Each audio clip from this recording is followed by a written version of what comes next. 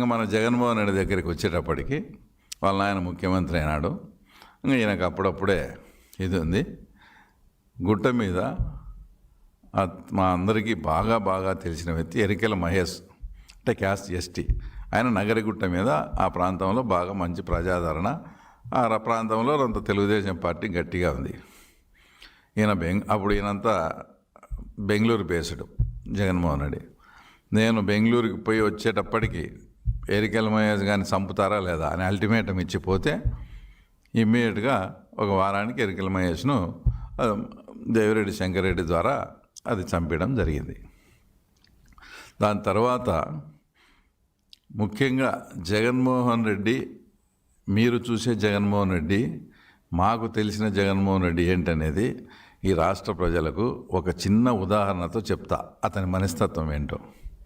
ఆ ఎరికెల మహేష్ అనే అతన్ని చంపిన తర్వాత మళ్ళీ 6 నెలలకో 9 నెలలకో ఆ మహేష్ వాళ్ళ తమ్ముని కొడుకు ఉదయ్ అని జస్ట్ 19 years, వాళ్ళ ఫ్రెండ్ సాకే రామాంజలి అని 20 years, వాళ్ళు కూడా ఇబ్బందిగా ఉంది, మా పెదనాయన చంపిన వాళ్ళని మేము చంపుతామని వాళ్ళని అన్నట్టు ఇదంతా క్రియేట్ చేసి వాళ్ళని కూడా మర్డర్ చేయాలని ప్లాన్ చేసుకున్నారు. సరే, ఏదైతే ఇప్పుడు వివేకానంద రెడ్డి కేసులో అనుమానితునిగా చనిపోయిన కువైట్ గంగాధర్ రెడ్డి అనే వ్యక్తి ఆ రోజే దేవిరెడ్డి శంకరెడ్డి అతనితో కోర్ట్ ఆపరేషన్ చేసి ఆ ఉదయ్ అనే అబ్బాయిని సాకే రామాంజలను వేరే వాళ్ళ ద్వారా ఈ కువైట్ గంగాధర్ ద్వారా పిలిపించి వాళ్ళకు బీర్లో ట్యాబ్లెట్లు వేసి బీర్ దాపి వాళ్ళు అన్కాన్షియస్లోకి వెళ్ళిపోయినారు.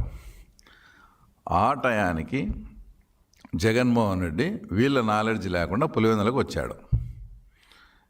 జగన్మోహన్ రెడ్డి పులివెందుల్లో ఉండగానే ఇది చేస్తే మళ్ళీ జగన్మోహన్ రెడ్డి తో మళ్ళా చెప్పకుండా చేశారంటారని వాళ్ళు ఇన్ఫర్మేషన్ని జగన్మోహన్ రెడ్డికి పాస్ చేసినారు.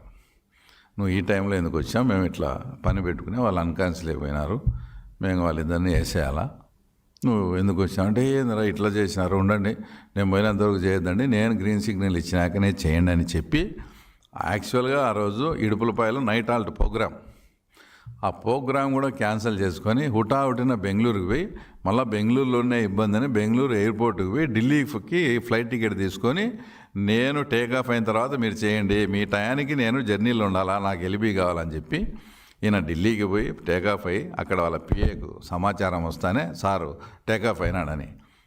ఇక్కడ వీళ్ళు ఆ ఇద్దరు అబ్బాయిలను మనిషిని మర్డర్ చేయొచ్చు, ఏదో కసి ఉంటేనో ఏదో జరుగుతుంటాయి, కానీ అతడు సినిమాలో చెప్తారు చూడు ఆ మర్డర్ ఎంత వైలెంట్గా ఉండాలని, ఆ టైపులో ఇద్దరు పిల్లలను 2 గొంతులు కోసి సపరేట్గా మొండెం ఒకటి తల ఒక చోట మొండెం ఒక చోట పెట్టి ఇంకా తెలుగుదేశం పార్టీ జోలికి వస్తే ఎవరి చావైనా ఇంత భయానకంగా ఉంటుంది అని చాటి చెప్పే విధంగా 2 గొంతులు కోసి ఒక బ్రిడ్జి కింద వేసినారు, మొండెం ఒక చోట తల ఒక చోట. ఇద్దరు అబ్బాయిలను 20 years.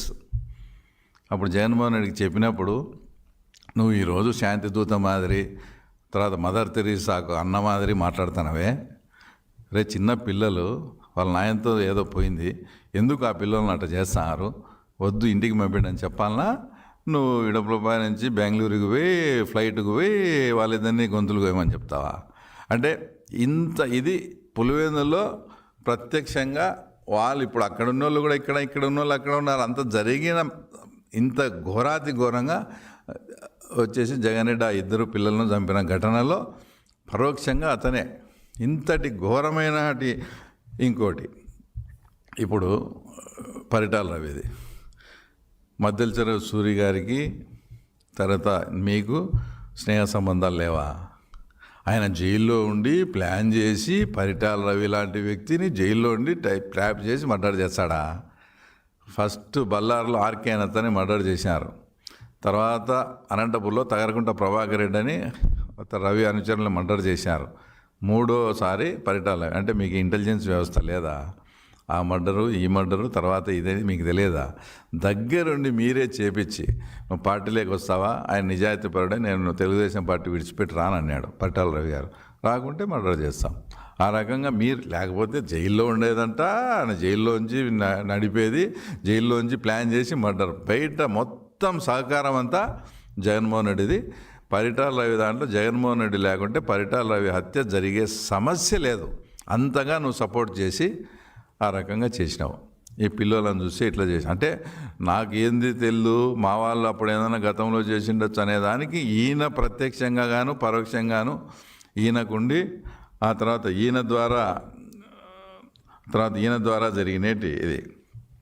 ఇంకా మాట్లాడితే ఎప్పుడు మాట్లాడినా కూడా ఆయన మా నాన్నది అనుమానాస్పద మృతి అంటాడు. ఇది పెద్ద విచిత్రమైన విషయం ఏంటంటే పాపం ఆయన వాళ్ళ నాన్న అనుమానాస్పద మృతి అనేది ఆయన ప్రతిపక్షంలో ఉన్నప్పుడు ఆయన గుర్తొస్తుంది. ఆయన అధికార పక్షంలో ఉన్నప్పుడు ఏం గుర్తురాదు.